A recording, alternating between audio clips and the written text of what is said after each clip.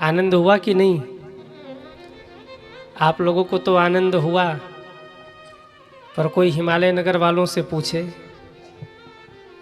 क्या हाल हुआ। कोई बेहोश हो रहा, कोई कोमा में जा रहा, कोई मूर्छित होके गिर रहा है।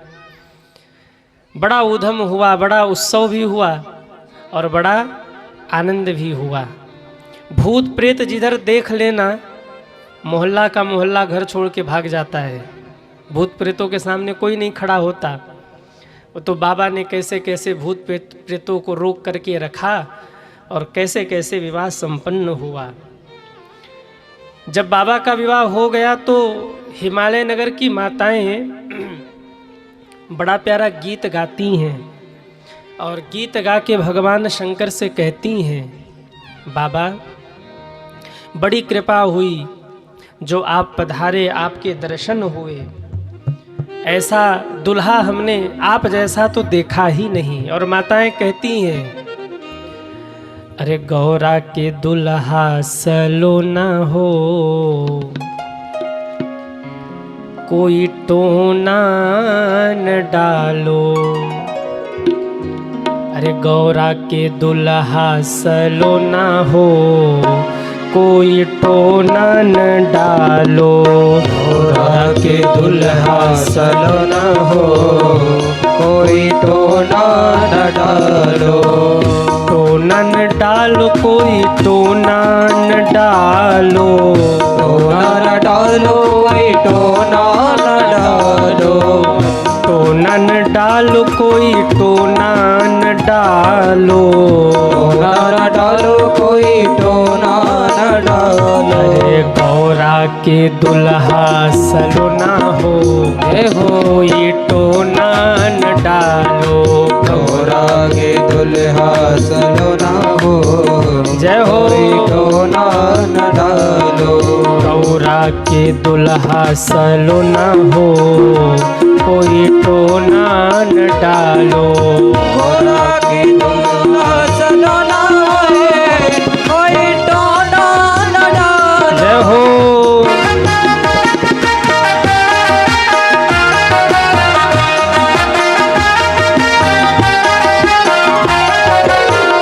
कुंद इंद शंख और कपूर ऐसन देहिया। इन शंख और कपूर इस देहिया। शंकर जी कैसे हैं? कर्पूर गौरम करुणावतारम, कर्पूर के समान गौर रंग के हैं। हिमालय नगर की माताएं कहती हैं, कुंद इंद शंख और कपूर ऐसे देहिया।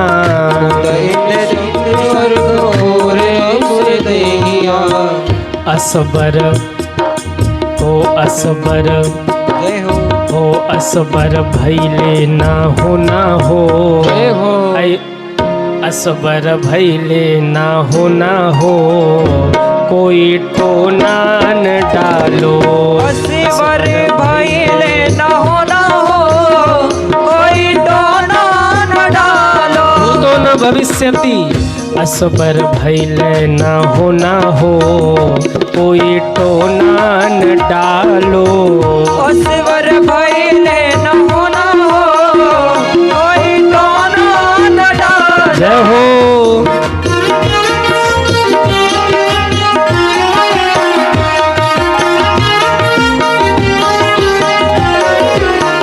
गौरा के बियाह देख जियरा जुड़ैले। गौरा के बियाह देख जियरा जुड़ैले। जियरा जुड़ैले, जियरा जुड़ैले। जियरा जुड़ैले, जियरा जुड़ैले। गौरा को बियाह देख जियरा जुड़ैले। गौरा के बियाह देख जियरा जुड़ैले। जियरा जुड़ैले का मतलब समझ रहे हैं ना आप लोग? भोजपुरी भाषा है। शांति मिली है आत्मा को, हृदय को बड़ी शांति मिली है विवाह देख करके। लेकिन एक शर्त है, माताएं कह रही हैं, हृदय को शांति तो मिली है पर जल्दी से बारात विदा करो, नहीं तो जितनी शांति मिली उतनी अशांति भी मिलेगी अगर भूत प्रेत रुक गए तो।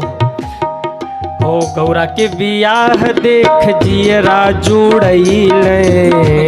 ब्याह देख जेरा जुड़े ले।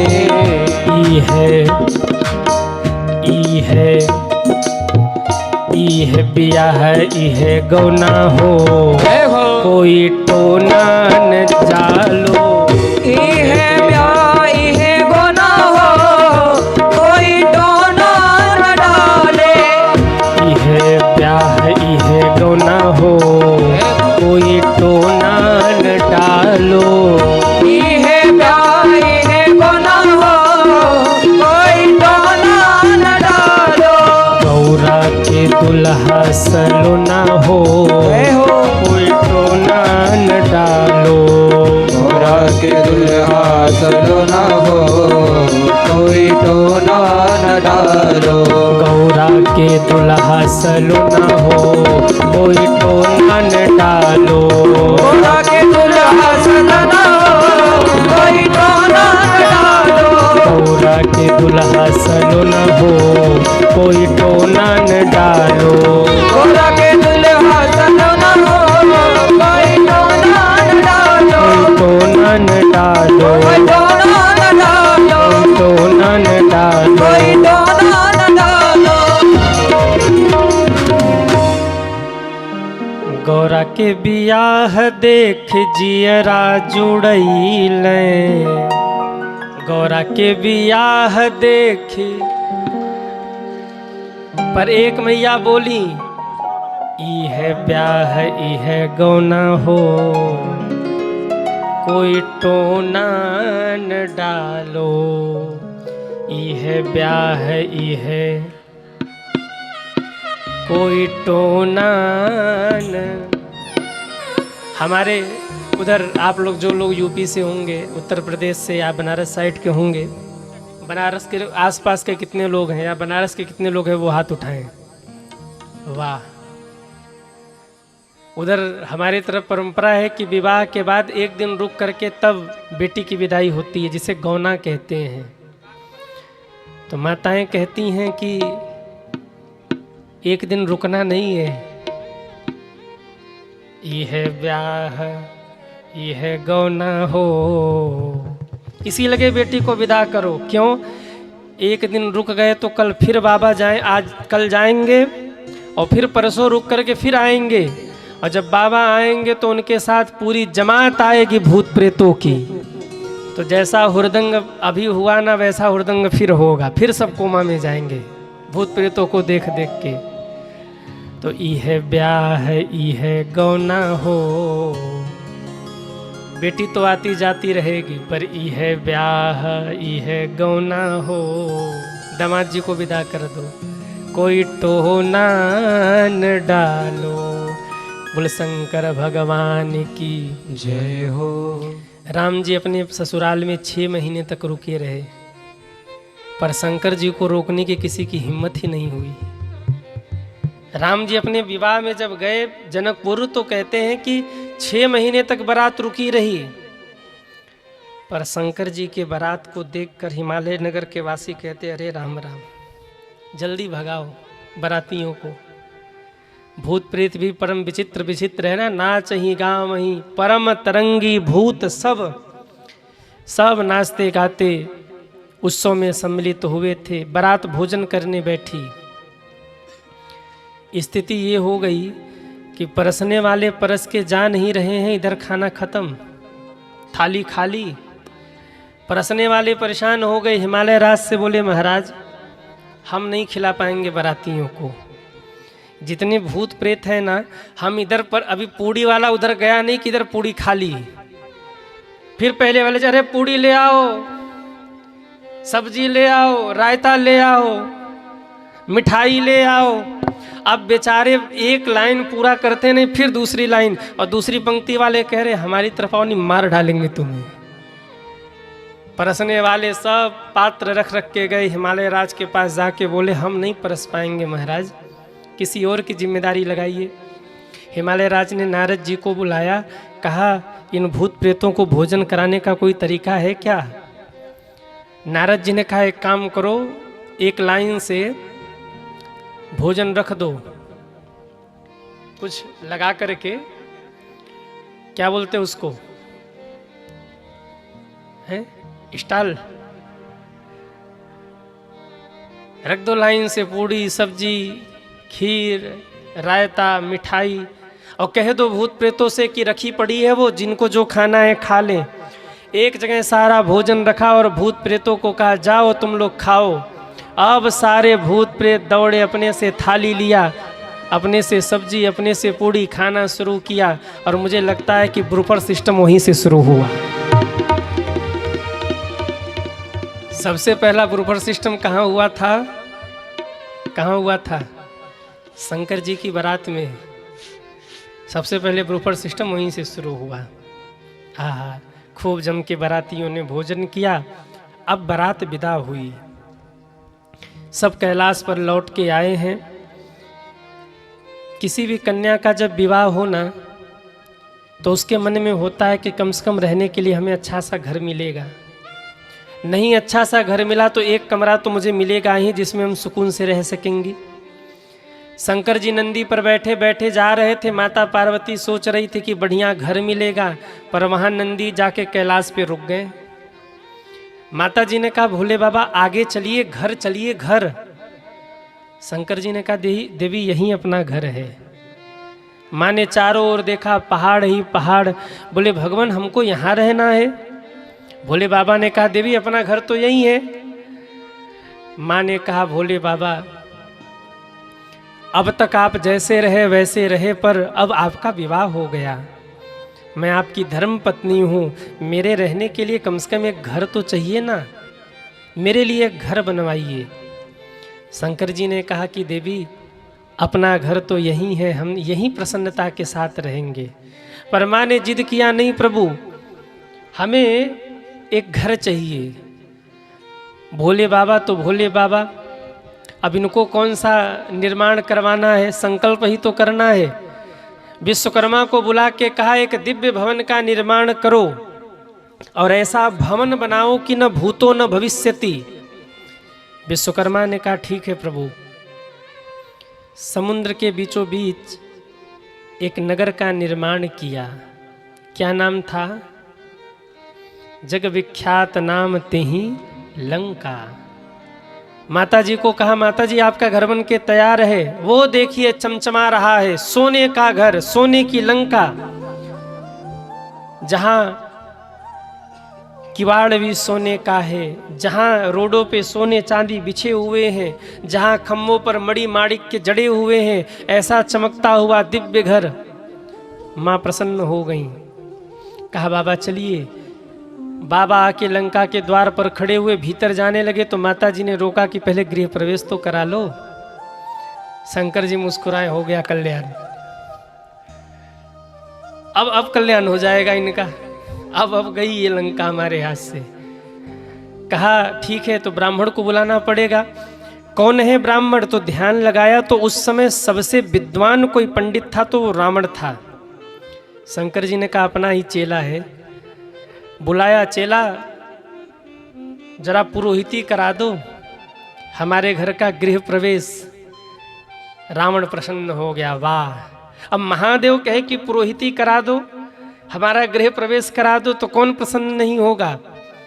रावण बैठा, वो मंत्र पे मंत्र पढ़ना शुरू किया। शंकर जी तो झूमने लगे, वाह चेला वाह, क्या गजब का तू विद्वान है।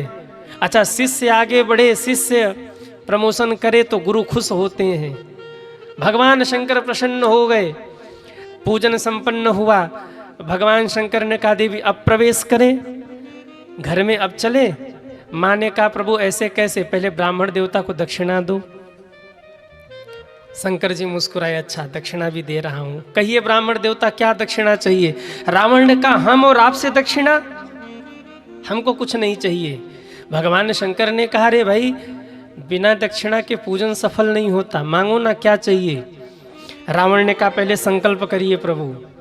भगवान शंकर ने संकल्प लिया कि जो ब्राह्मण मांगेंगे मैं उन्हें दक्षिणा समर्पित करूंगा। और कहा हे ब्राह्मण देवता मांगी आपको क्या दक्षिणा चाहिए? रावण ने कहा महाराज ये आपका घर बड़ा सुंदर लग रहा है, यही दे दो मुझे। भगवान शंकर ने पार्वती की ओर देखा, बोले देवी हो गया, दे दिया दान, अब चले। माता पार्वती ने कहा, रावण तुमने हमारा घर छीना है, एक दिन इसी घर को हम जलाकर राख कर देंगे, ये मेरा भी वचन है।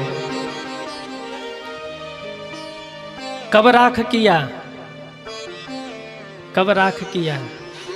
जब शंकर जी बंदर बने।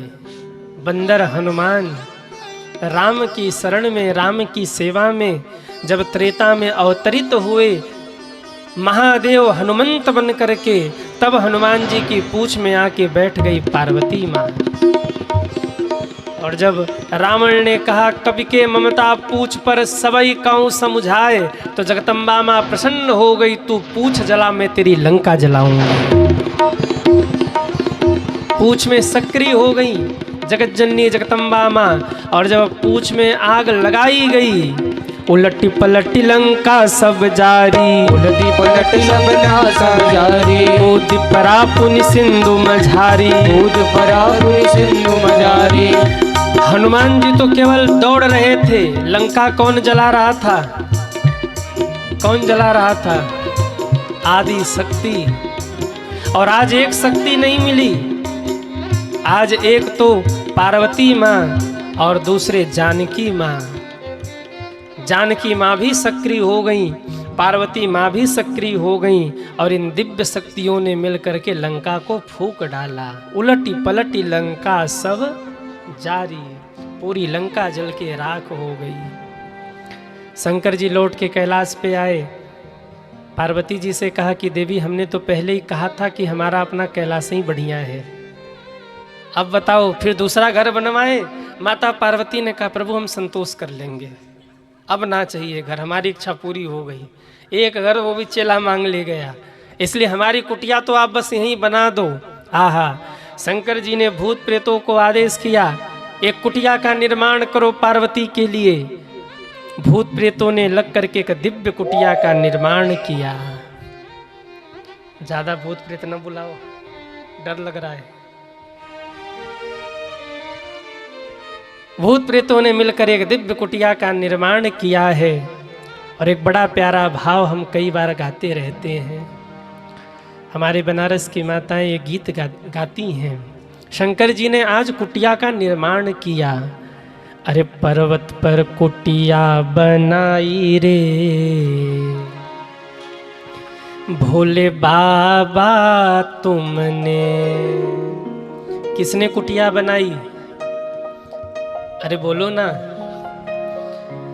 पर्वत पर कुटिया बनाई रे, भोले बाबा तुमने।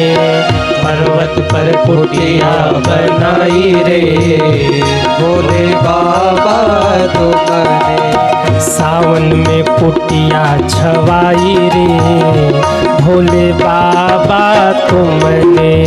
सावन में कुटिया छवाई रे, भोले बाबा तुमने।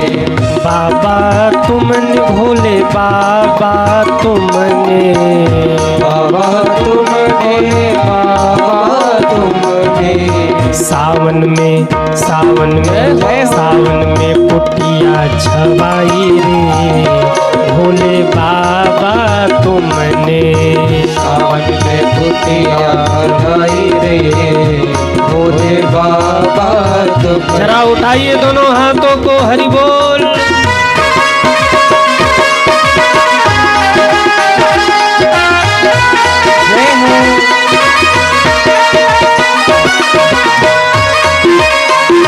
जय हो।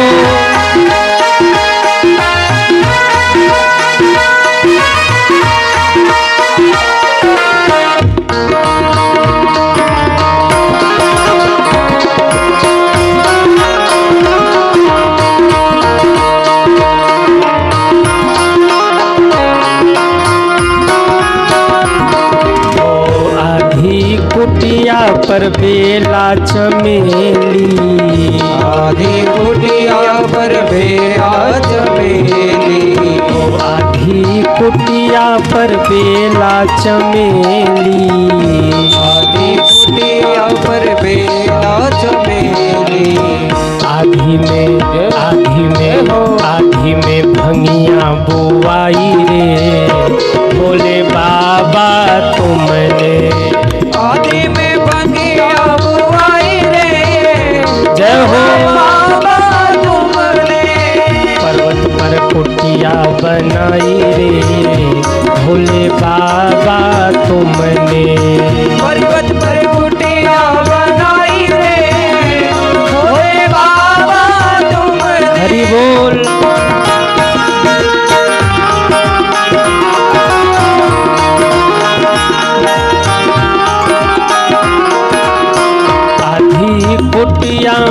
चंदा और सूरज।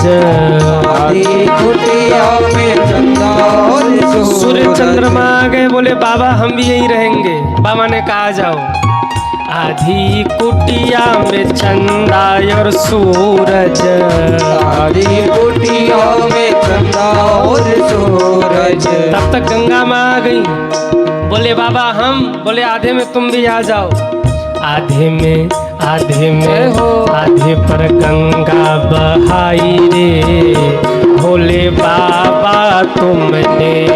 आधे में गंगा बहाई रे, भोले बाबा तुमने।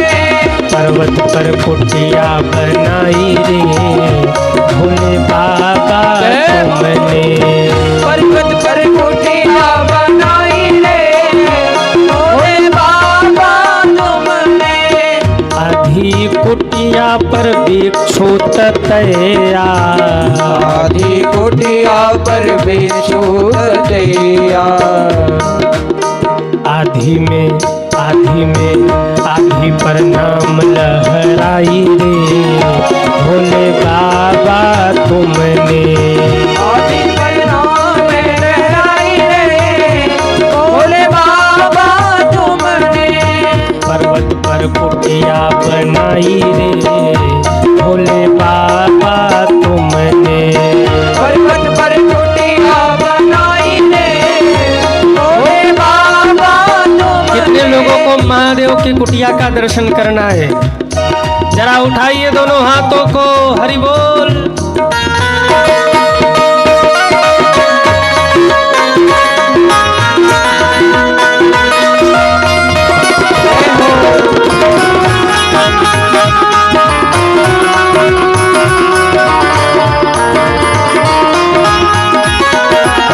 जय हो।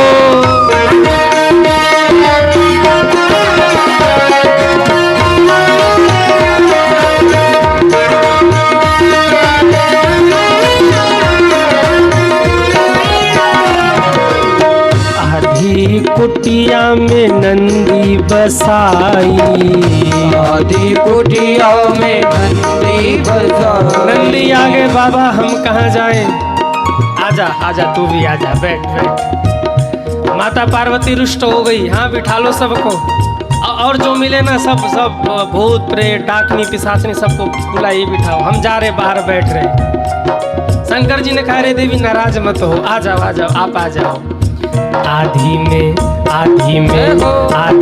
गौरा बिठाई रे, भोले बाबा तुमने। आधी में गौरा बैठाई रे, भोले बाबा तुमने। पर्वत पर कुटिया बनाई रे, भोले बाबा तुमने। पर्वत पर कुटिया बनाई रे, भोले बाबा तुमने। और ऋषि मुनि आ गए, बोले बाबा हम और रहेंगे। शंकर जी ने कहा आ जाओ आ जाओ आ जाओ, इधर बैठो। आधी कुटिया में ऋषि मुनि गढ़ है। आधी कुटिया में ऋषि मुनि गढ़ है। आधी कुटिया में ऋषि मुनि गढ़ है। आधी कुटिया में ऋषि मुनि गढ़ है। आधी में अर्जी लगाई रे, भोले बाबा तुमने। आधी में अर्जी लगाई रे, भोले बाबा तुमने। एक बार सभी दोनों हाथ ऊपर करिए और बिल्कुल आनंद के साथ। पर्वत पर कुटिया बनाई रे, भोले बाबा तुमने। पर्वत पर कुटिया बनाई रे, भोले बाबा तुमने। पर्वत पर कुटिया बनाई रे, भोले बाबा तुमने। पर्वत पर कुटिया बनाई रे, भोले बाबा तुमने। बाबा तुमने। भोले बाबा तुमने। भोले बाबा तुमने। भोले बाबा तुमने। अरे पर्वत पर कुटिया बनाई रे, भोले बाबा तुमने। किसने कुटिया बनाई? पर्वत पे कुटिया बनाई रे। अरे जरा गा के सुनाओ शंकर जी को। आधी कुटिया में बेला चमेली, वाह। आधी पर भंगिया बुआई रे भोले बाबा, पर्वत पर कुटिया, वाह। अरे भाइयों आप भी तो गा लो, केवल माताएं गा रही हैं और ये इसलिए गा रही कि ये रोज गाती रहती हैं। आधी कुटिया में नंदी बसाई, आके बैठ गए नंदी जी। अब आधी कुटिया बच गई। शंकर जी ने कहा देवी अब आके विराजो। आहा, आधी में गौरा बसाई रे बोले, ओ सावन में कुटिया छवाई रे भोले बाबा तुमने, भोले बाबा। बोलिए शंकर भगवान की जय हो। मेरे महादेव ऐसे हैं जिनके यहाँ सबका ठिकाना है। सब आकर बाबा की कुटिया में रहते हैं बड़े मंगलमय ढंग से। कुछ दिन व्यतीत हुए, सारे देवता धीरे धीरे अपने अपने धाम को चले गए। एक दिन माँ ने हाथ जोड़कर पूछा, हे महादेव कृपा करके मुझे राम कथा सुनाइए। कौन पूछ रहा? कहिए कौन पूछ रहा? माँ पूछ रही हैं। मेरे भोले बाबा नाचने लगे। क्यों? आज मेरी पार्वती ने मुझसे राम कथा पूछा है। मेरे राम को याद कर रही है पार्वती, ये जान करके भोले बाबा नाचने लगे, भाव में डूब गए। पार्वती तुम मेरे राम को याद कर रही हो? पूर्व जन्म में तो इन्हीं राम का अपराध बना था। बोले प्रभु क्षमा करिए बीच में रोक रही हूँ। पूर्व जन्म में सती थी, इस जन्म में पार्वती हैं। पूर्व जन्म में जो आपके सन्मुख थी वो संशय थी, पर इस जन्म में आपके सन्मुख जो आपकी दासी खड़ी है श्रद्धा है। मेरी श्रद्धा पर, मेरी निष्ठा पर संदेह मत करिए। मैं राम के बारे में इसीलिए पूछ रही हूँ कि पूर्व जन्म में जो मुझसे अपराध बना था वो अपराध मुझसे अब न बने, इसलिए मुझे राम कथा सुनाइए। लोग कहते हैं कथा सुनने से क्या मिलता है। आपसे कोई भी प्रश्न करे ना कि कथा सुनने से क्या मिलता है, तो उनको कहना कि कथा सुनने से क्या नहीं मिलता है। आप लोगों को कुछ मिला है कि नहीं कथा सुन के? आज 5वां दिन है, 4 दिन से आप कथा सुन रहे हैं, कुछ मिला है कि नहीं? अरे हाँ या ना? कितने लोगों को कुछ न कुछ मिला है वो हाथ उठाए। वाह,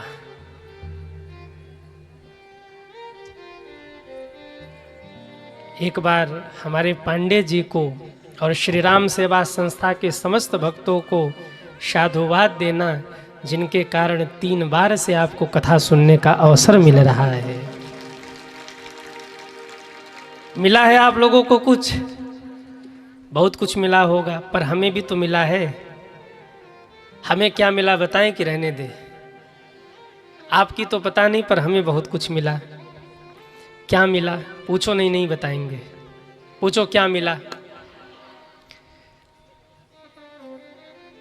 जितने शांति से आप लोग हमें बैठ के 3 घंटे सुन रहे हैं, क्या घर में किसी को सुनते हैं? कोई बोले तो मार के खोपड़ी फोड़ देंगे। बोले चुप कर, बड़ा आया ज्ञान बखारने। जितने शांति से आप हमें 3 घंटे बैठ के सुन रहे हैं ना, उतने शांति से आप कभी नहीं सुने होंगे। घर में किसी के नहीं सुनते, लेकिन ये तो मुझे मिल रहा है आपका प्रेम कि आप कम से कम 3 घंटे बैठ के सुन रहे हैं। और मैं सत्य बताऊं, 4 दिन कथा बीत गई, 4 और आज 5वां दिन है। इस 5 दिनों की कथा में मैंने एक बार भी नहीं कहा कि आप शांति से बैठ के कथा सुनो। इससे बड़ी उपलब्धि और मुझे क्या मिले होगी बताओ आप जरा, और क्या मिली होगी उपलब्धि। 5वां दिन है और इस 5 दिन की कथा में मैं एक बार, मैं वही सोच रहा था पांडे जी, आज सोच रहा था मैं, 5वां दिन है और मैं एक बार भी नहीं बोला कि आप लोग शांति से बैठ के कथा सुनिए। आप इतने भाव से, मुझे तो लग रहा है कि भाई पांडाल का प्रमोशन हुआ है, आप लोगों का भी प्रमोशन हुआ है इस बार। पिछली बार तो मैं कभी एक आध बार बीच में कह भी जाता था कि जरा शांति बनाओ, पर इस बार की कथा में रिकॉर्ड है कि 5 दिन की कथा में आज 5वां, एक बार भी मैं व्यासपीठ से नहीं बोला कि आप शांति से कथा सुनो। बस मैं ये देख रहा हूँ कि आप जो आ रहा है, जहाँ जगह मिल रहा वहीं बैठ करके बस भाव से कथा सुने जा रहे हैं। और कहीं ना कहीं मैं यहाँ से देख रहा हूँ कि आप सबके मन में ये भाव है कि हम और कथा सुने और कथा सुने। कब 7 बजे कथा शुरू होती है, कब 10:30 बज जाते हैं, मुझे भी पता नहीं चलता है। और घड़ी में मैं जब देखूं तो कभी 10 बज रहे हो, कभी 10:15 बज रहे हो, तब लगता है कि अब कथा भी विश्राम करनी है।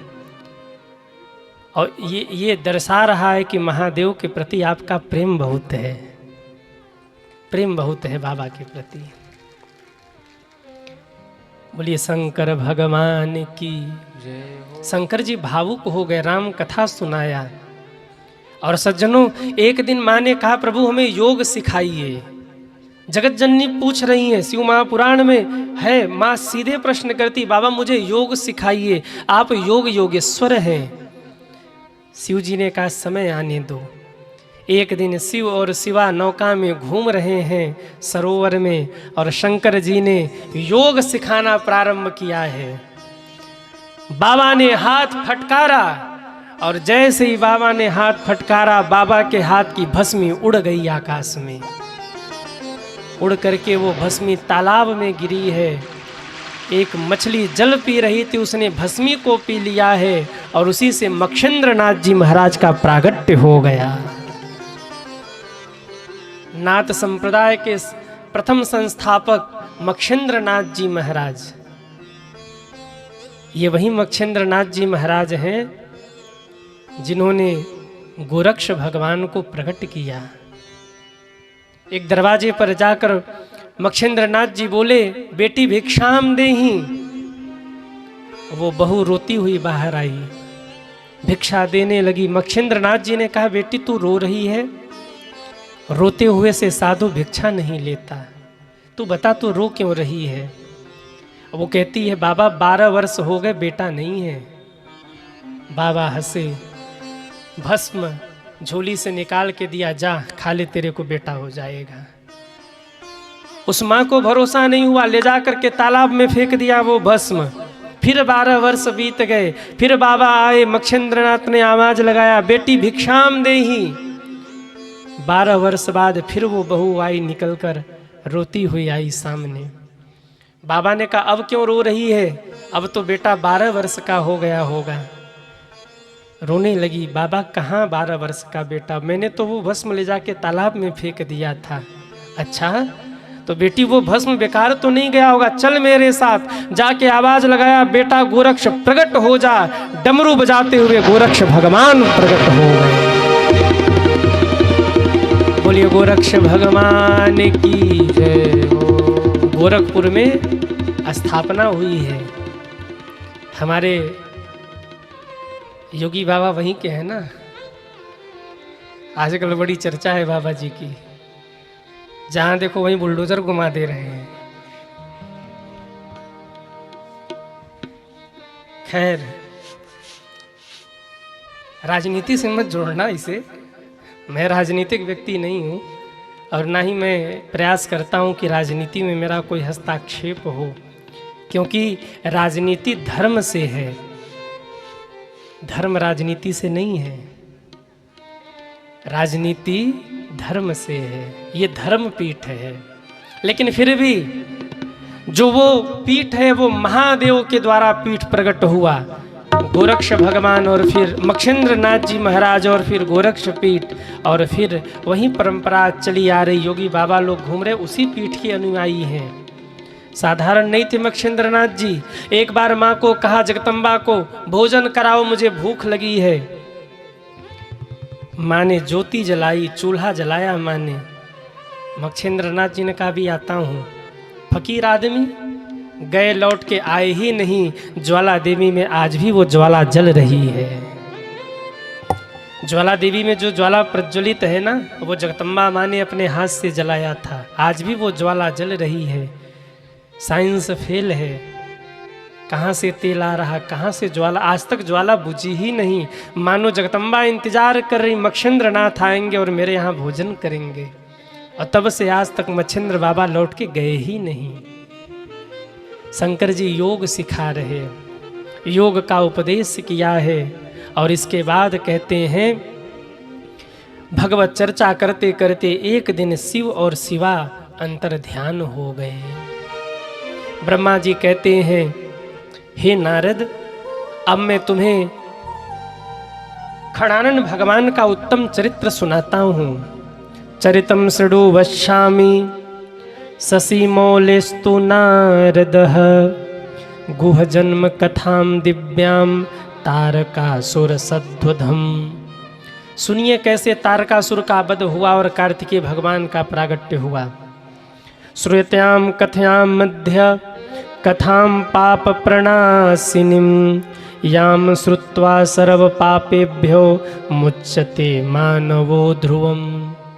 कितने लोग चाहते हैं कि हमारे जीवन का सारा पाप नष्ट हो जाए। आज ये कथा सुन के वो हाथ उठाएं। जो चाहते कि हमारे सारे पाप आज नष्ट हो जाएं, वो हाथ उठाएं। वाह, मतलब पाप किया है। बड़े भोले भाले आप लोग स्वीकार करते हो। पापी तो हम सभी हैं। अगर पापी नहीं होते तो भगवान धरती पर भेजते ही क्यों? किसी न किसी जन्म का पाप भोगने के लिए ही हम लोग आए हैं। अगर पापी नहीं होते तो भगवान नहीं भेजते, अपने धाम में ही रख लेते। पर थोड़ा देखो, यहाँ जितने लोग बैठे ना, सबने बड़े पुण्य किए हैं, पर मुझे क्षमा करना, पाप भी किए हैं। हम हो या आप हो, हम सब के सब ने पाप किए हैं।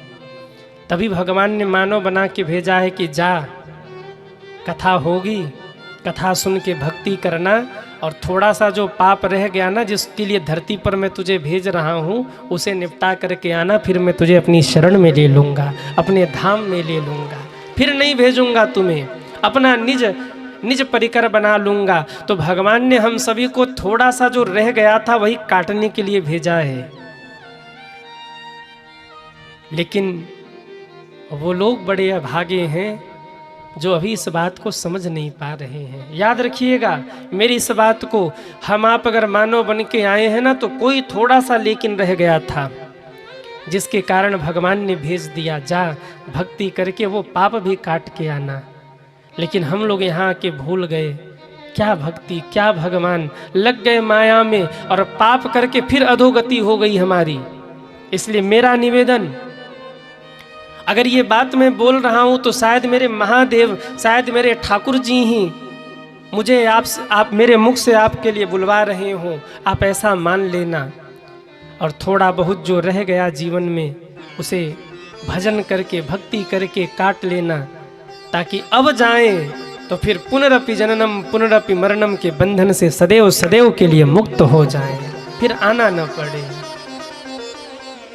बड़े भाव से कथा सुनिए। और मैं निवेदन करूं, बार बार मैं कहता हूं, आज भी कहूं, इस कथा को सुनकर केवल दूसरे कान से निकाल करके यहाँ से मत जाना।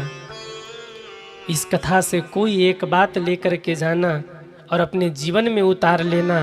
आप जितने लोग सुन रहे, अगर एक का भी जीवन बदल गया इस कथा को सुनकर, तो शशिकांत महाराज का कथा गाना सार्थक है और श्री राम सेवा संस्था का कथा करवाना सार्थक है। बदलाव करिएगा इस जीवन में, कुछ न कुछ इस कथा से लेकर के जाइएगा और अपने जीवन में उतारिएगा। कहीं न कहीं मेरी भी सार्थकता होगी, आपका जीवन सुधरेगा ना, तो मैं भी भगवान को मुंह दिखाने लायक रहूँगा कि प्रभु हमने भी कथा गाई थी और लोगों का जीवन बदला था। आप अपने जीवन में कोई एक बात अवश्य उतारिएगा इस शिव महापुराण को सुनकर, क्योंकि मेरा कथा गाना और आपका कथा सुनना तभी सार्थक है जब थोड़ा कुछ आप इस कथा से ले जाओगे और जीवन में उतार लोगे। ब्रह्मा जी कहते हैं, नारद श्वेताम कथयाम मध्य कथा पाप प्रणाशिनीम, जो भी कार्तिकेय भगवान के जन्म की कथा को सुनता है उसके सारे पाप जल करके नष्ट हो जाते हैं। सुनिए जरा कैसे हुआ कार्तिकेय भगवान का प्रागट्य। शिव और शिवा अंतर ध्यान हो गए, किसी को पता ही नहीं दोनों गए कहाँ। 1000 वर्ष बीत गए, शिव और शिवा का कोई अता पता नहीं है। देवता व्याकुल है, बाबा कहाँ है, माँ कहाँ है, किसी को कोई खबर नहीं। विष्णु भगवान के पास गए और भगवान विष्णु को लेकर सब कैलाश पे आए और वहीं आकर बाबा को पुकारा। देव देव रमानाथ सर्वावन कर प्रभो, रक्षण शरणापन्नान भय व्याकुल मानसान। हे रमानाथ भगवान, हे भक्तवत्सल, हे दीनानाथ, हे महादेव, प्रकट होइए, हम सब आपकी शरण में हैं। हे महादेव, हे करुणा निधान। बाबा तारकासुर ने हम सबको परेशान किया है, हम दुखी हैं बाबा, हमारे दुखों को दूर करिए। और सब देवता भगवान विष्णु के साथ महादेव को पुकार रहे हैं, जरा आप लोग भी पुकार लीजिए। शिव कैलासो के वासी, धौली धारो के राजा, संकर संकट हरना, संकर संकट हरना। शिव कैलासो के वासी, धौली धारो के राजा, संकर संकट हरना। भोले बाबा संकर संकट हरना। सब तालियां बजाते हुए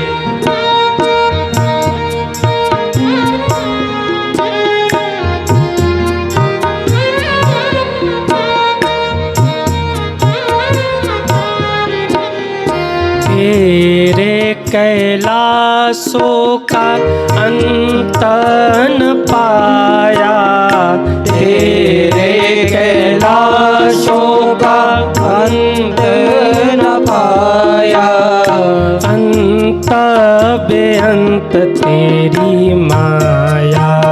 ओ भोले बाबा, अंत बेअंत तेरी माया। शिव कैलाशो के वासी, धौली धारो के राजा, संकर संकट हरना।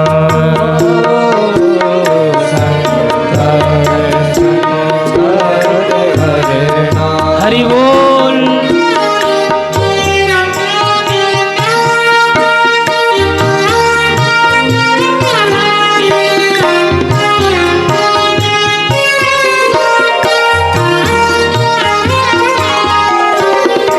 बेल की पतिया भांग धतूरा, बेल की पतिया भांग धतूरा, बेल की पतिया भांग धतूरा, बेल की पतिया सब गाइए। भांग धतूरा, शिव जी के मन को लुभाए। ओ भोले बाबा शिव जी के मन को लुभाए। शिव कैलाशो वासी धौली धारों के राजा शंकर संकट हरना। भोले बाबा शंकर संकट हरना। हरि बोल।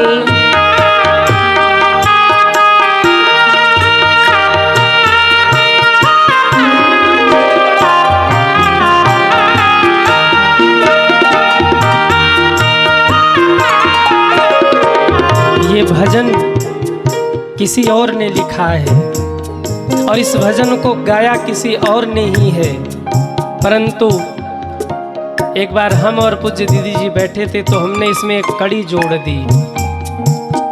काशी के वासी शिव को मनाए, काशी के वासी शिव को मनाए। काशी के वासी शिव को मनाए।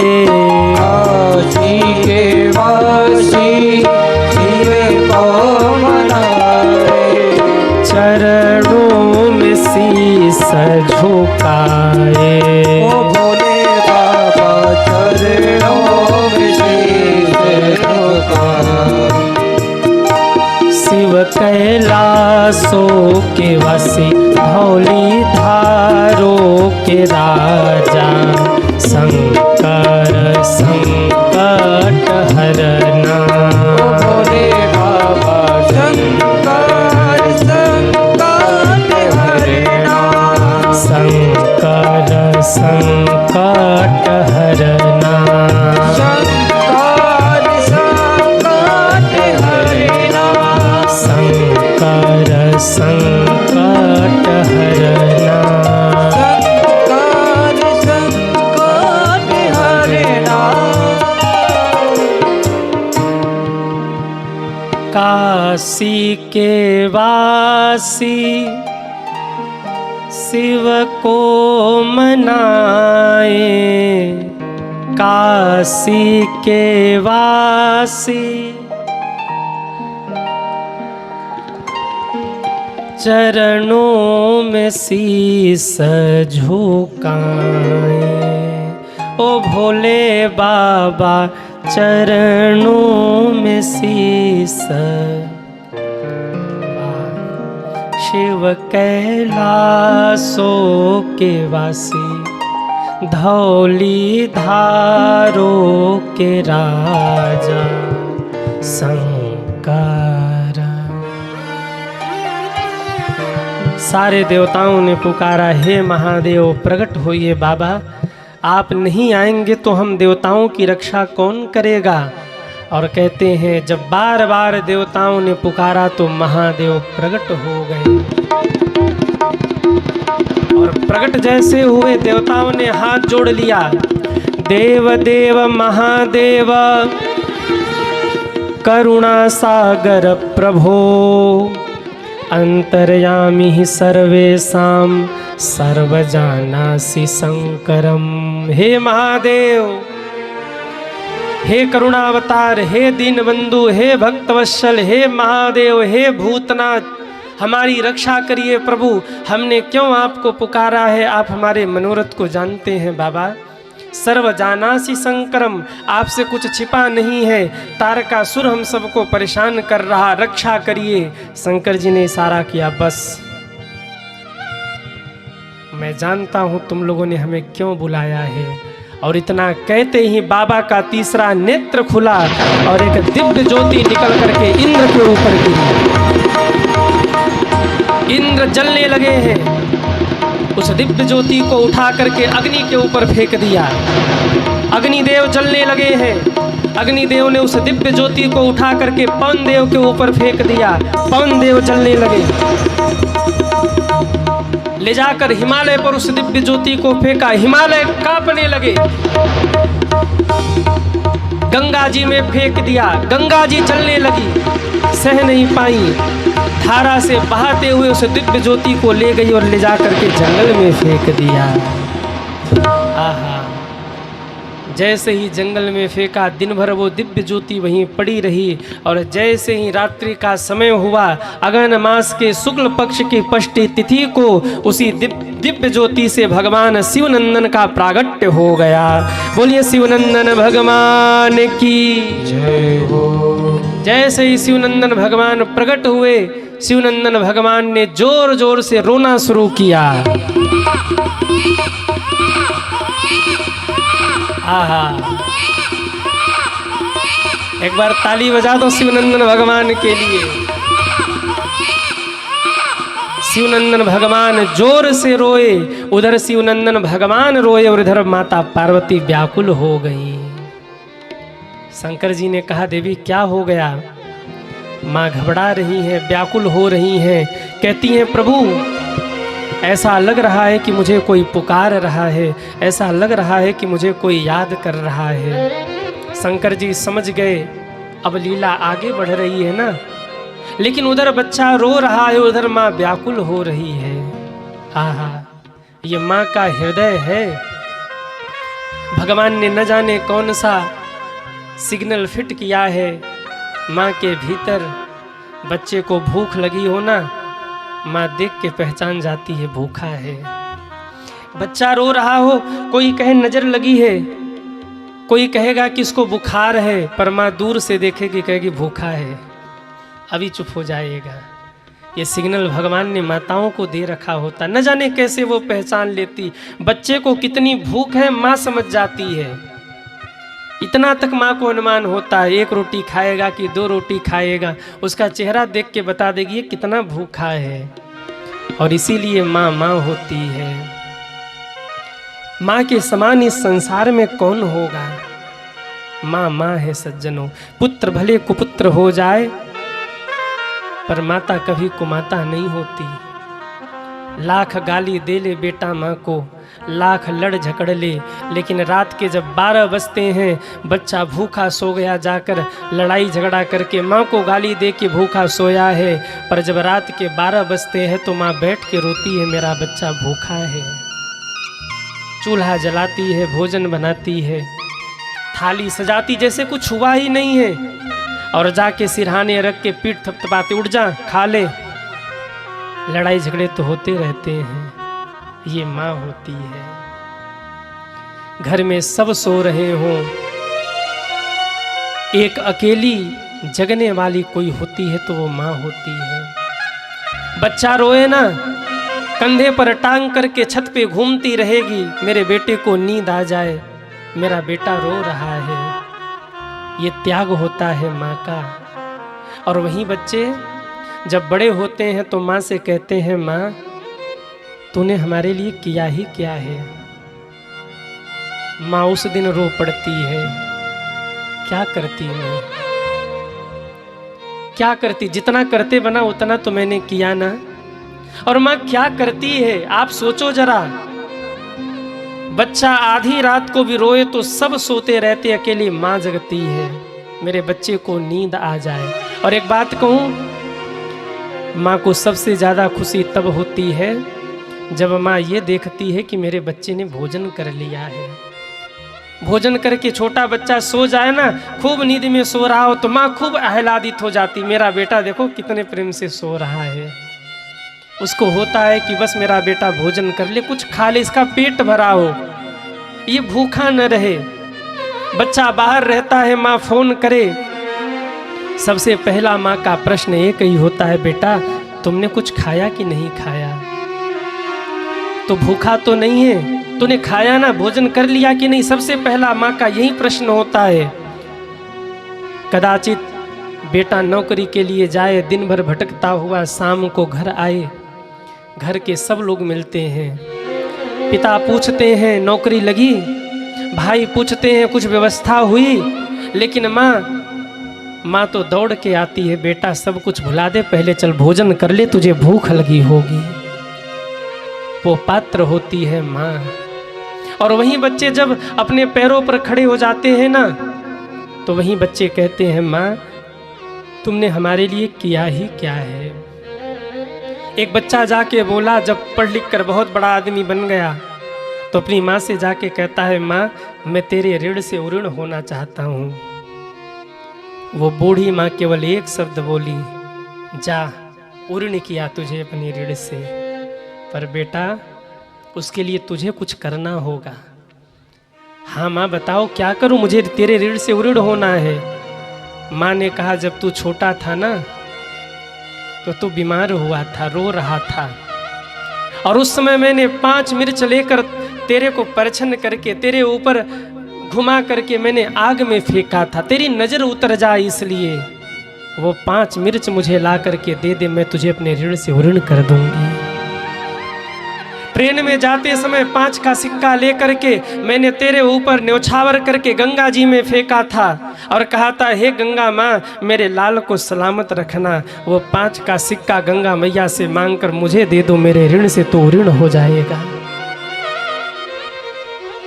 बेटे जब तू बीमार हुआ था ना, डॉक्टर ने कह दिया था अब इसे भगवान ही बचा सकते हैं। मैं शिवालय में जाकर सिर पीट पीट के रोई थी, हे महादेव मेरे प्राण ले लेना पर मेरे बेटे को ठीक कर दो।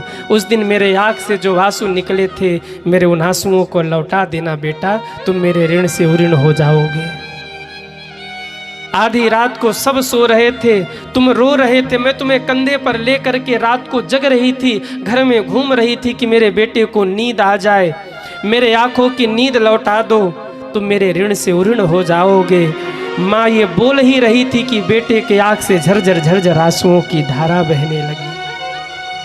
माँ के चरणों से लिपट गया, माँ तेरे इतने उपकार हैं इस बेटे के ऊपर, अगर अपने चमड़ी की जूती बनाकर अगर तेरे चरणों में पहना, अगर अपने चमड़ी की जूती भी बनाकर तेरे चरणों में पहना दूँ तो भी मैं तेरे ऋण से उऋण नहीं हो सकता माँ, तो भी मैं तेरे ऋण से उऋण नहीं हो सकता। माँ माँ होती है, इसलिए माँ का सम्मान करिए। माता पिता अगर एक बार चले गए ना तो दोबारा मिलने वाले नहीं हैं। भगवान ने ये आपको छत्र छाया दिया है। जब तक माँ बाप होते तब तक उनकी कीमत समझ में नहीं आती, पर जिस दिन वो नहीं रहेंगे ना, उस दिन सिर पे हाथ सहलाने वाला कोई नहीं होगा। दुख पड़े सुख पड़े तो हम हैं तुम्हारे साथ, ये कहने वाला कोई नहीं मिलेगा। उस दिन आपको लगेगा कि माँ बाप क्या थे। इसलिए मेरा निवेदन, अपने माँ बाप का सम्मान करिए, माँ बाप का आदर करिए। माँ पूजनीय है, माँ आदरणीय है, उनका आदर करिए, उनका सम्मान करिए, क्योंकि माँ तो माँ है। एक बड़ा प्यारा गीत कई बार मैं गाता रहता हूँ। माई के दूधवा जैसन दुनिया में अरे मिठाई ना मिली। माई के दूधवा जैसन दुनिया में अरे मिठाई ना मिली। जग में सब मिल जाई लेकिन गुमाई ना मिली। जग में सब मिल जाई लेकिन गुमाई ना मिली। जग में सब मिल जाई लेकिन गुमाई ना मिली। जग में सब मिल जाई लेकिन एक माई ना मिले। माई के दूधवा जैसन दुनिया में मिठाई ना मिली। माई के दूधवा जैसन दुनिया में मिठाई ना मिली। जग में सब मिल जाए लेकिन एगो माई ना मिली। जग में सब मिल जाई लेकिन माई ना मिली। माई के अचरा जैसन दुनिया में रजाई ना मिली। माई के अचरा जैसन दुनिया में रजाई ना मिली। जग में सब मिल जाई लेकिन गुमाई ना मिली। जग में सब मिल जाए लेकिन एक माई ना मिले। लेकिन गुमाई ना मिली। लेकिन एक माई ना मिले। लेकिन गुमाई ना मिली। लेकिन एक माई ना मिले। माई के अचरा जैसन दुनिया में अरे रजाई ना मिली। माई के अचरा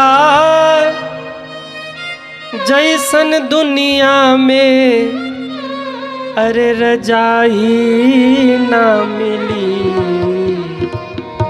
जग में सब मिल जाई लेकिन गुमाई ना मिली।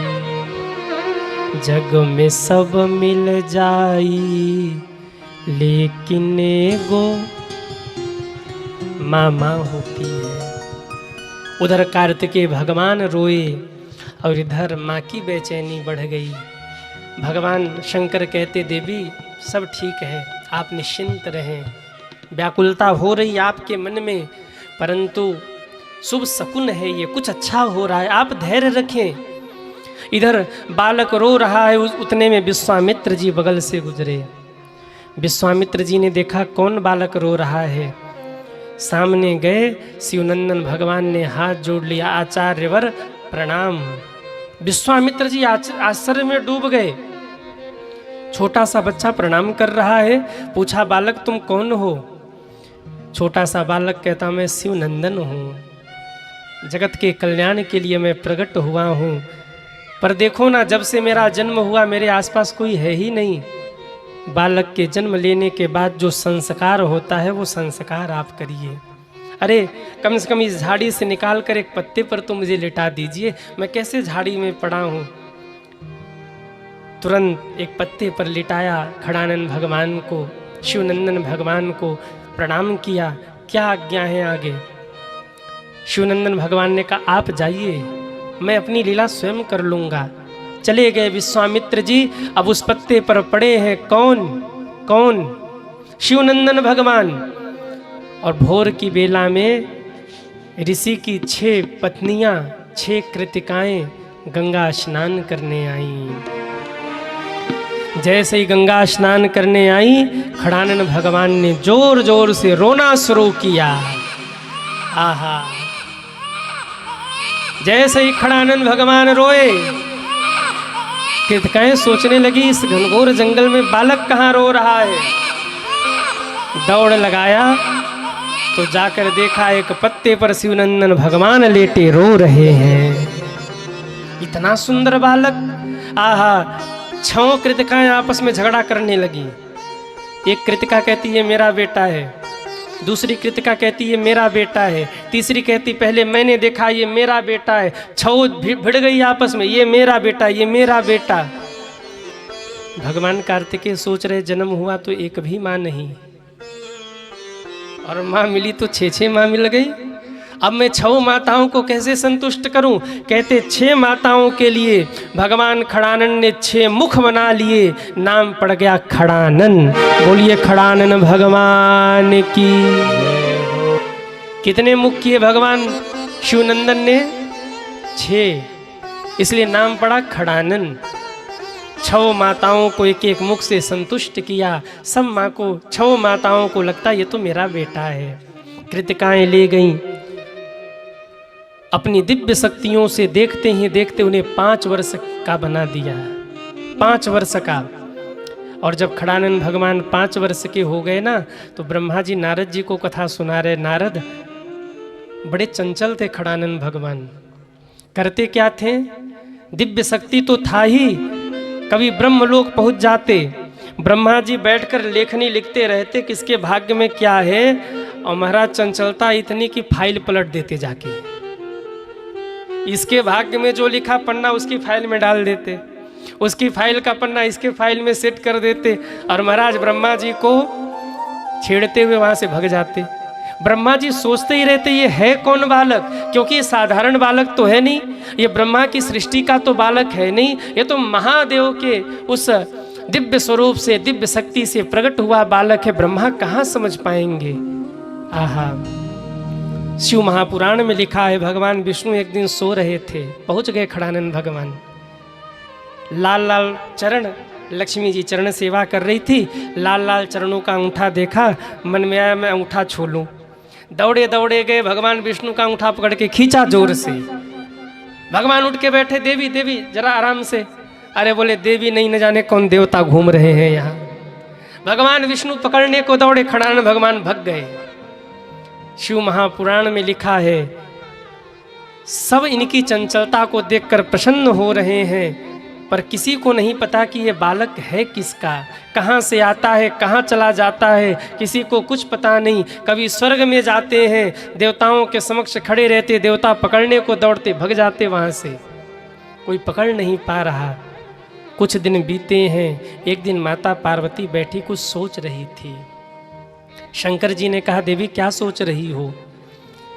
कहा महादेव, जो आपके तीसरे नेत्र से वो दिव्य ज्योति निकली थी, उस दिव्य ज्योति का हुआ क्या। भगवान शंकर ने कहा अभी पता करता हूँ। बाबा ने डमरू उठाया। अब शंकर जी को किसी को बुलाना हो तो केवल डमरू ही काफी है उनका। बाबा ने डमरू उठाया और डमरू बजाना शुरू किया। डम डम डम डम डम डम डम डम डमरू बजाया। शंकर जी के डमरू की धुन को सुनना है आप लोगों को? अरे हाँ या ना? डमरू को सुनना है? जरा चलिए कैलाश पर। क्यों? ऐसा डमरू बजाया भोलेनाथ ने, सारा कैलाश पर्वत मगन हो गया। डमरू बजाया भोलेनाथ ने, सारा कैलाश पर्वत मगन हो गया। ऐसा डमरू बजाया भोलेनाथ ने, सारा कैलाश पर्वत मगन हो गया। ऐसा डमरू बजाया भोलेनाथ ने, सारा कैलाश पर्वत मगन हो गया। ऐसा डमरू बजाया भोलेनाथ ने, सारा कैलाश पर्वत मगन हो गया। ऐसा डमरू बजाया भोलेनाथ ने, सारा कैलाश पर्वत मगन हो गया। जरा उठाइए दोनों हाथों को, हरि बोल।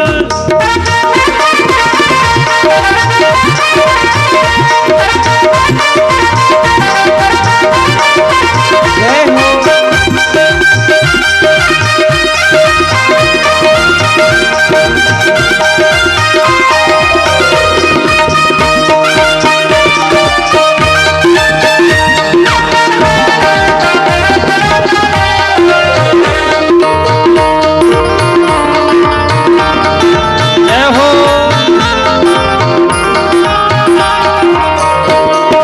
डमरू की धुन सुन के ब्रह्मा चले। डमरू की धुन सुन के ब्रह्मा चले। अरे ब्रह्मा जी चले, आप लोग भी तो चलो। कहाँ कहाँ चलना है? अरे जोर से बोलो। हाँ हाँ, डमरू की धुन सुन के ब्रह्मा चले। ओ डमरू की धुन सुन के ब्रह्मा चले। हाँ हाँ, ब्रह्मा चले, आज विष्णु चले। ओ ब्रह्मा चले, आज विष्णु चले। मैया लक्ष्मी का, मैया लक्ष्मी का, मैया लक्ष्मी का मन भी मगन हो गया। सारा कैलाश पर्वत मगन हो गया। मैया लक्ष्मी का मन भी मगन हो गया। सारा कैलाश पर्वत मगन हो गया। जिनके जिनके भी पैर थिरक रहे हो ना, अरे भाई खड़े होकर एक एक ठुमके लगा लो। हरि बोल।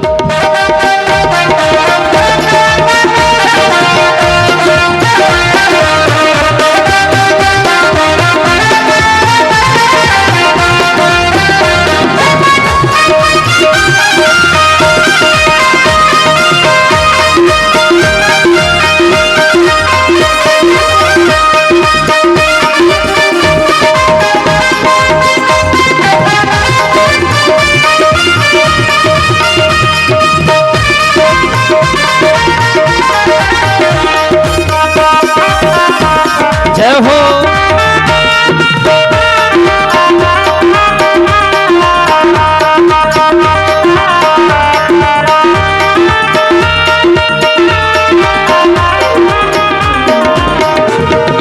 डमरू की धुन सुन के गंगा चले, डमरू की धुन सुन के गंगा चले, हाँ हाँ गंगा चले आज यमुना चले, ओ गंगा चले और यमुना चले, हाँ हाँ डमरू की धुन सुन के गंगा चले, ओ डमरू की धुन सुन के गंगा चले, गंगा चले वहाँ यमुना चले, हे गंगा चले वहाँ यमुना चले, बाबा नारद का, बाबा नारद का, बाबा नारद का मन भी मगन हो गया, सारा कैलाश पर्वत मगन हो गया, बाबा नारद मन में मगन हो गया, जय हो।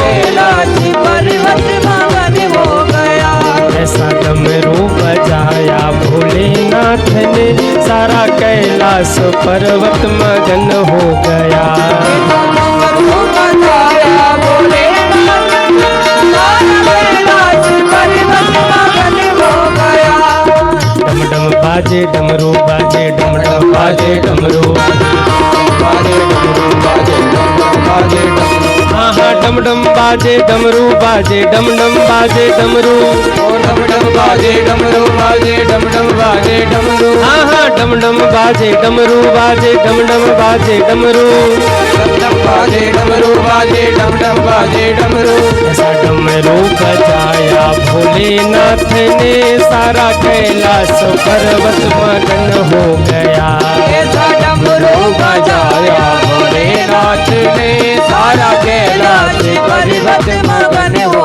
गया, एक बार सभी दोनों हाथ ऊपर करिए पीछे तक, 1 2 3 4, ऐसा डमरू बजाया भोलेनाथ ने, सारा कैलाश पर्वत मगन हो गया, ऐसा डमरू बजाया भोलेनाथ ने, सारा कैलाश पर्वत मगन हो गया, ऐसा डमरू बजाया भोलेनाथ ने, सारा कैलाश पर्वत मगन हो गया, सारा कैलाश पर्वत मगन हो गया, सारा कैलाश पर्वत मगन हो गया, सारा कैलाश पर्वत मगन हो गया, हर हर महादेव हर हर महादेव हर हर महादेव हर हर महादेव, हर हर महादेव, हर हर महादेव, हर हर महादेव, हर हर महादेव हर हर महादेव हर हर महादेव हर हर महादेव, हरे हरे महादेव, हर हर महादेव, हर हर महादेव हर हर महादेव, हरे हरे महादेव, दुख हर ताप हर पाप हर संताप हर, हर हर हर हर महादेव। बोले शंकर भगवान की जय हो, ऐसा डमरू बजाया भोलेनाथ ने, सारा कैलाश पर्वत मगन, सारे देवता आ गए, महादेव क्या आज्ञा है। शंकर जी ने कहा एक बात बताओ, इंद्र कहाँ है? इंद्र सामने आए, हाँ महाराज कहिए। भगवान कहते जो दिव्य ज्योति मेरे तीसरे नेत्र से निकल के तुम्हारे ऊपर गिरी थी, वो दिव्य ज्योति कहाँ गई? इंद्र ने कहा मैंने तो अग्नि के ऊपर फेंक दिया था। अग्नि? हाँ भगवान, कहाँ है दिव्य ज्योति? मैंने तो पवन देव के ऊपर फेंक दिया था।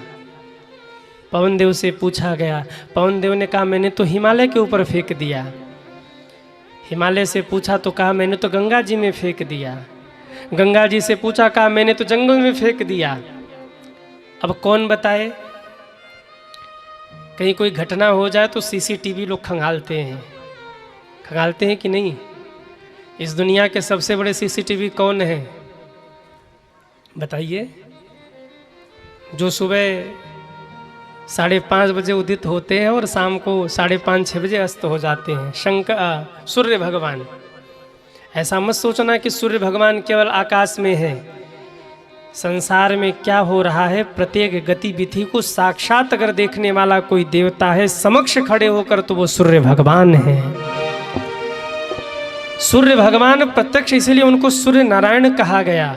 इस दुनिया में कहाँ क्या हो रहा है, अगर समक्ष खड़ा होकर हम देखो, राम जी है ना, राम जी तो देख ही रहे हैं, पर हम राम जी को नहीं देख पा रहे हैं। महादेव भी तो देख ही रहे हैं, पर हम महादेव को नहीं देख पा रहे। पर एक सूर्य नारायण भगवान ऐसे हैं जिनको हम देख पा रहे हैं और जो हमें देख रहे हैं। सूर्य से पूछा गया क्या हुआ उस दिव्य ज्योति का। सूर्य भगवान ने कहा कि जब तक मेरी ड्यूटी थी तब तक तो दिव्य ज्योति वहीं पड़ी रही, अब रात में क्या हुआ मैं नहीं जानता, चंद्रमा से पूछ लीजिए। चंद्रमा से पूछा गया, चंद्रमा ने कहा भगवान मैं क्या बताऊं, मैं तो उस दिन आनंद में झूमने लगा। जैसे ही रात्रि का समय हुआ, वो दिव्य ज्योति देखते ही देखते एक बालक के रूप में प्रकट हुआ और बालक ने जोर जोर से रोना शुरू किया। विश्वामित्र जी आए, संस्कार करके गए और इसके बाद कृतिकाएं आई ले गईं। अब तो वो 5 वर्ष के हो गए और कृतिकाओं के आश्रम में खेल रहे हैं। आहा, माता पार्वती प्रसन्न हो गई, चलो बेटा सुरक्षित है। तुरंत शिवगणों को आज्ञा हुआ जाइए और लेकर आइए शिवनंदन भगवान को। अब जरा दर्शन करिएगा, शिवनंदन भगवान कृतिकाओं के घर के बाहर खेल रहे हैं और गढ़ पहुँचे हैं शिवनंदन भगवान को लेने के लिए। शिव महापुराण का कहना है शिवनंदन भगवान कैसे लग रहे हैं, जटाजूट बांधे हैं, जटाओं में एक रुद्राक्ष है, चेहरा ऐसे खिलखिला रहा है जैसे साक्षात महादेव छोटे से बच्चे के रूप में खड़े हों। आहा, गले में रुद्राक्ष है, हाथ में रुद्राक्ष बंधा हुआ है, एक हाथ में शिवनंदन भगवान ने त्रिशूल लिया है, एक हाथ में डमरू है, डमरू बजाकर त्रिशूल लहराकर नाच रहे हैं, बागंबर पहने हुए हैं। ऐसा लग रहा है कि शंकर जी ही बाल रूप में क्रीड़ा कर रहे हों। गणों ने दूर से प्रणाम किया, शिवनंदन भगवान समझ गए क्यों आए हैं, पूछा नहीं, प्रणाम करके पूछा नंदी पिताश्री कैसे हैं, माता जी कैसी, बोले सब कुशल से हैं, सब आपको याद कर रहे हैं। शिवनंदन भगवान तुरंत चल पड़े, वैराग्य के प्रतिमूर्ति हैं, मोह माया का इनको तनिक भी वो लेस मात्र भी इनके जीवन में मोह माया नहीं, तुरंत निकल पड़े। कृतिकाओं को कुछ आभास हुआ कि जैसे कोई हमारे बच्चे को लेके जा रहा है। बाहर निकलकर कृतिकाओं ने देखा तो शिव के गढ़ शिवनंदन भगवान को लेके जा रहे थे। कृतिकाएं रोती हुई आकर सामने खड़ी हो गईं, मेरे बच्चे को लेके कहाँ जा रहे हैं आप। शिवगणों ने कहा, नंदी जी ने कहा, माँ महादेव ने याद किया है इनको, ये शिव पुत्र हैं, जगत के कल्याण के लिए प्रकट हुए हैं। कृतिकाएं रो पड़ी, हे नंदी हम भी तो एक माँ हैं, हमने भी तो 6 वर्ष तक पाल पोस करके इनको बड़ा किया है, ये हमारे पुत्र ऐसे कैसे लेके जाओगे। नंदी जी ने कहा वो तो आप महादेव से पूछ लेना, बस हमें आज्ञा हुई लेके जा रहे हैं। कृतिकाओं ने कहा हम चलते हैं, पार्वती माँ से हम बात करेंगे, ऐसे कैसे हमारे बच्चे को कोई ले जाएगा। हाँ मैं मानती हूँ कि ये शिवनंदन है, पर पालन हमने किया है और पालने वाले का अधिकार बड़ा होता है। आगे आगे शिवनंदन भगवान चले, पीछे पीछे नंदी आदि चले और उनके पीछे कृतिकाएं चली। जैसे ही कैलाश के ऊपर खड़ानन भगवान ने पहला कदम रखा, बाजे बजने लगे हैं, आनंद होने लगा, देवांगनाएं नृत्य करने लगी हैं और माता पार्वती ने दौड़ करके अपने बालक को हृदय से लगा लिया है। बोलिए पार्वती मैया की जय हो। माता पार्वती ने बालक को हृदय से लगाया, पर पीछे से एक माँ के रोने की आवाज आई और एक साथ 6 माताएं रो रही हैं। माता पार्वती ने पीछे मुड़कर देखा तो 6 कृतिकाएं खड़ी थी। पूछा आप लोग क्यों रो रही हैं। कहा माँ हमें तनिक भी इसमें संदेह नहीं है जो इन गणों ने हमसे कहा, पर यह भी कटु सत्य है कि हमने इनका पालन किया है। ये शिवपुत्र अवश्य हैं, पर हमने इनका पालन किया है, हमारा अधिकार है इनके ऊपर, हमें इस बच्चे को हमसे मत छीनिए। तब कहते हैं पार्वती माँ ने कहा, हे कृतिकाओं, इनका तो जन्म ही जगत के कल्याण के लिए हुआ, इनको कौन रोक सकता है। कृतिकाएं बोली, तब हम कैसे संतोष करें। माता पार्वती कहती हैं, भले ही ये शिवपुत्र हैं, पर हे कृतिकाओं, आज हम आपको वचन देते हैं, ये शिवनंदन बाद में कहे जाएंगे, आपके पुत्र पहले कहे जाएंगे। आपका नाम कृतिका है और आज से इनका नाम आपके नाम पर कार्तिकेय होगा। इनको लोग कार्तिकेय के नाम से जानेंगे, आपके नाम पर इनका नाम होगा। बोलिए कार्तिकेय भगवान की जय हो। कृतिकाओं को संतोष हुआ, कृतिकाएं चली गई। अब इधर स्वागत होने लगा कार्तिकेय भगवान का। दिव्य सारे देवताओं ने प्रकट हो करके कार्तिकेय भगवान की स्तुति की है। विष्णु भगवान ने सुदर्शन चक्र का तेज प्रदान किया कार्तिकेय भगवान को। ब्रह्मा जी ने अनेक अस्त्र शस्त्र से उन्हें सुसज्जित कर दिया। इंद्र ने वज्र की शक्ति दे दी। विश्वकर्मा भगवान ने एक दिव्य सिंहासन बना दिया, जिस पे भगवान विष्णु ने कार्तिकेय भगवान को बिठा दिया। सारे देवताओं ने कार्तिकेय भगवान को अपनी अपनी शक्ति प्रदान की है, और सारी शक्तियों को जब एकत्रित एक स्थान पर सारी शक्तियां मिलके कार्तिकेय भगवान से जा मिली, तब कहते हैं देवताओं ने महादेव से निवेदन किया, बाबा अब आज्ञा करिए कार्तिकेय को कि चल करके वो तारकासुर से युद्ध करे और उसका अंत करे।